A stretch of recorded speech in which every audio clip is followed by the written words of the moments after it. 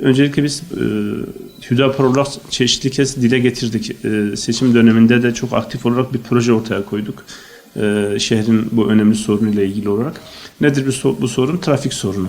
Şimdi bizler maalesef hem seçim öncesi yapmış olduğumuz çalışmalar hem bu son seçim sonrası yapmış olduğumuz çalışmalarda ilimizin temel sorunlarından bir tanesi olan bizim defalarca dile getirmiş olduğumuz bu sorunu hem hükümeti ilgilendiren kısımlar itibariyle bir çözüm ortaya konulmadığını hem de Büyükşehir Belediyesi'ni ilgilendiren kısımlar itibariyle bir çözüm ortaya konulmadığını ve bu yönüyle bir niyet de ortaya konulmadığını gördük. Yani şimdi çıkıp da bizim şu projelerimiz var, ilimizin şu sorunları var, biz bu sorunlarla ilgili kısa vadede bunları yapacağız, orta vadede bunları yapacağız, uzun vadede şunları yapacağız şeklinde bir niyet açıklaması dahi yok.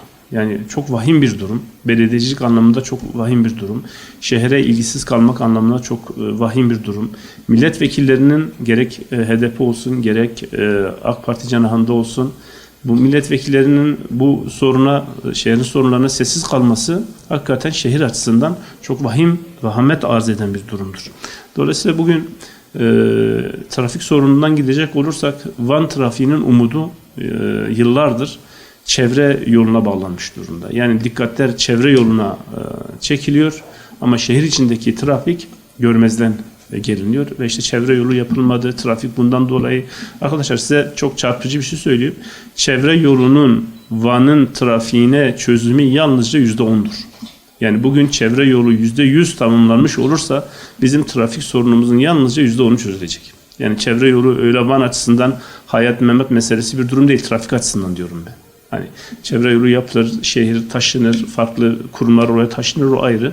Ama trafiğimiz bizim şehir içindeki trafiğimizdir. Bizim Van neredeyse en son şehir gibi bir şey. Yani çevre yolları açısından ilin transit geçecek olanlar, işte şehirler arası otobüs taşımacılığı vesaire açısından çevre yolları, diğer illere geçiş açısından, hani diğer araçların çevre ile girmeksizin çevreden akıp gitmesi açısından önemli. Fakat bizim ilimizde bulunduğu konum itibariyle böyle çevresinden dolaşıp başka bir ile gitme gibi bir durum çok azdır.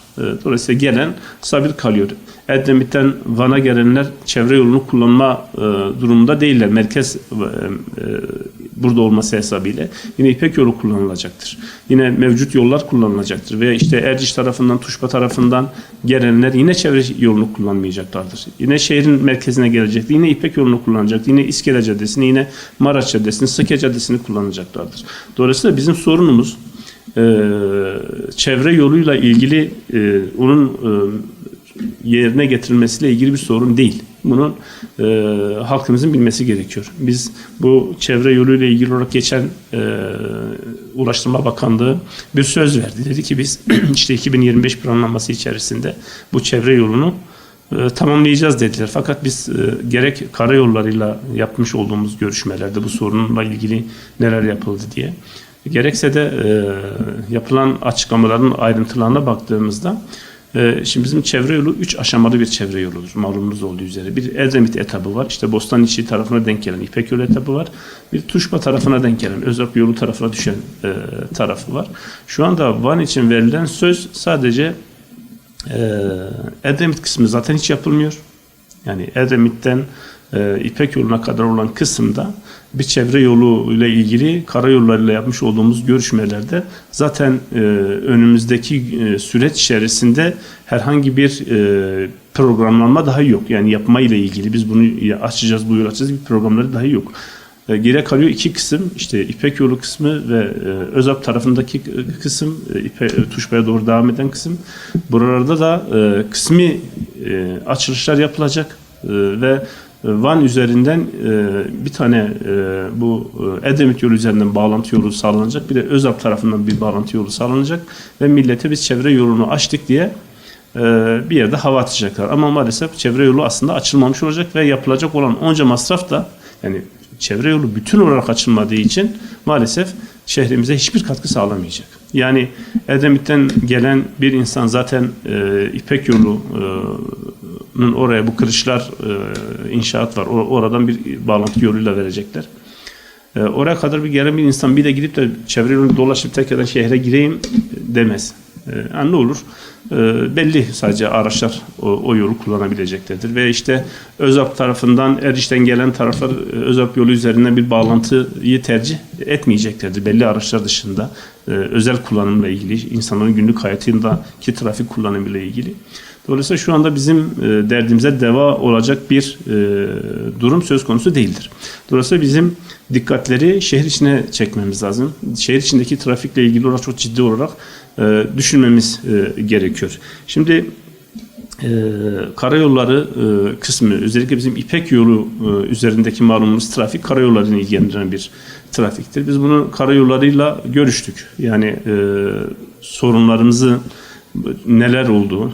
Özellikle bizim karayolları kavşağı olarak bildiğimiz eski karayolları kavşağı şu andaki emniyetin yapıldığı alanda mobil diye ifade ettiğimiz terminalin olduğu kavşakın da dahil olduğu bir köprülü kavşak yapılması gerekiyor. Biz bunu karayollarla görüştük. Bu proje aşamasında ve maliyetin çok yüksek olduğundan bahsettiler. Bu yüksek maliyet nedeniyle bunu yerine getirmekte zorlandıklarını beyan ettiler. Ve aynı zamanda sadece hani yer altından bir geçişten ziyade köprülü üst geçiş şeklinde bir projelendirme söz konusudur.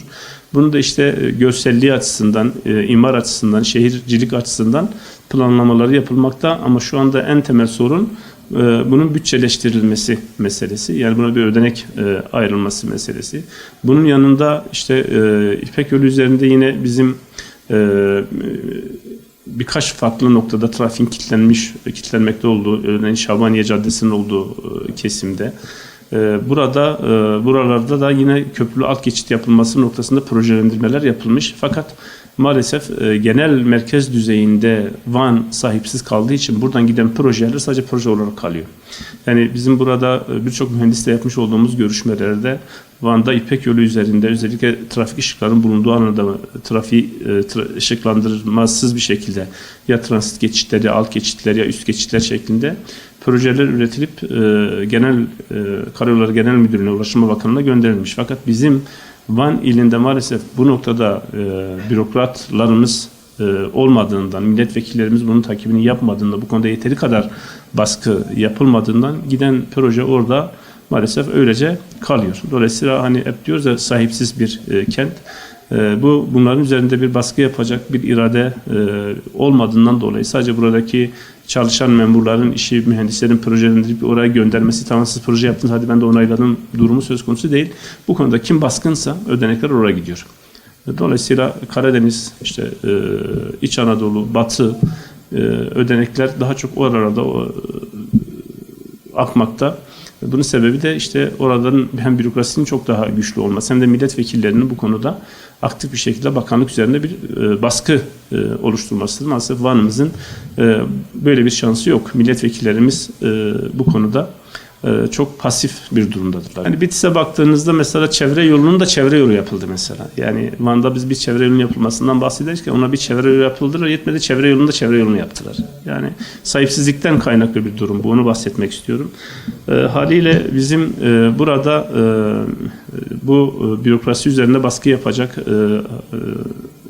siyaseti, bürokrasiyi harekete geçirecek bir takım eylemler ve aktiviteler içerisinde bulunmak durumundayız. Sivil toplum kuruluşları olarak, halk olarak, siyasi partiler olarak bizim bu konuda çok ciddi bir baskı oluşturmamız gerekiyor ki bizim bu noktada adımlar atılsın.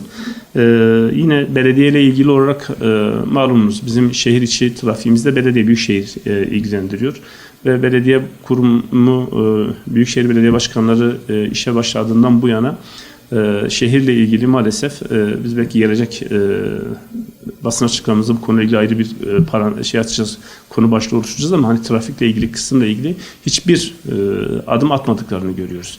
Yani bizim İskele yolu üzerinde, Maraş Caddesi üzerinde, Sıkya Caddesi üzerinde, Şabaniye Caddesi üzerinde, AVM'nin olduğu ışıkların üzerinde, Hacı Bekir Caddesi üzerinde muhakkak bir şekilde bizim köprülü kavşaklar ve alt geçitler yapmamız gerekiyor.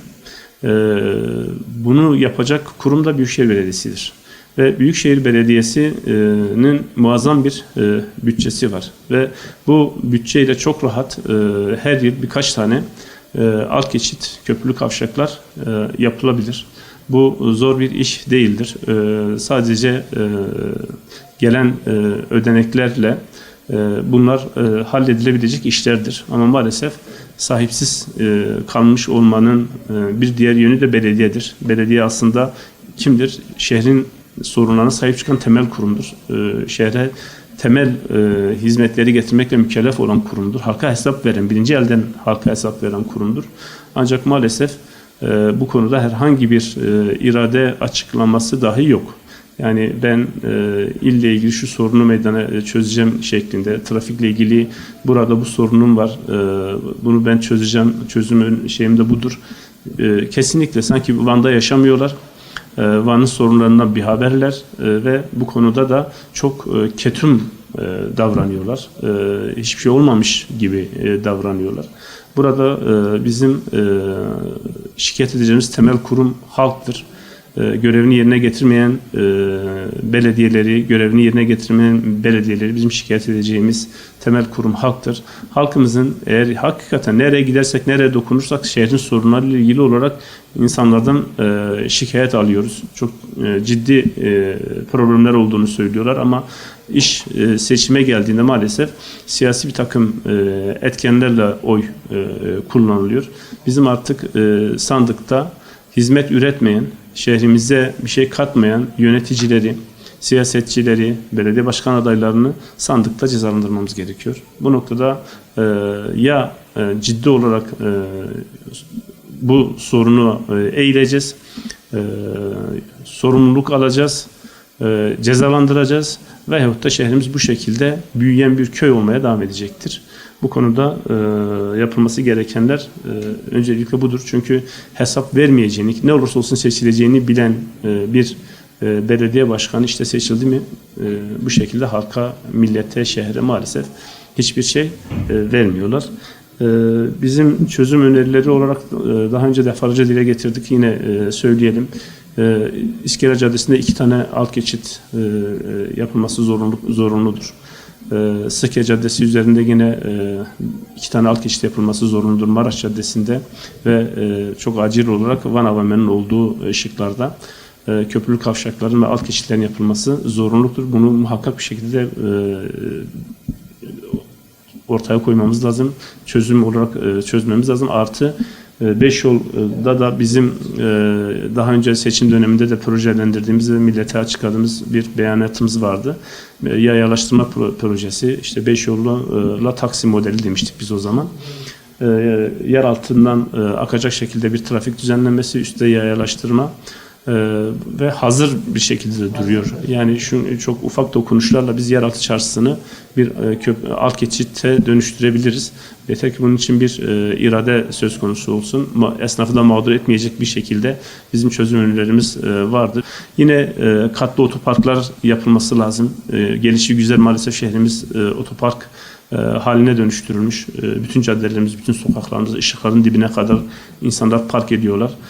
2 arabanın, 3 arabanın ışıkta geçebileceği bir yerde parklardan dolayı bir araç ancak geçebilmektedir. Ara sokaklar yine hakeza bu konuyla ilgili olarak muhakkak bir şekilde katlı otoparklar ve hem yer altına doğru otopark biz seçim döneminde belirtmiştik. Mesela Elazığ'da örneği var.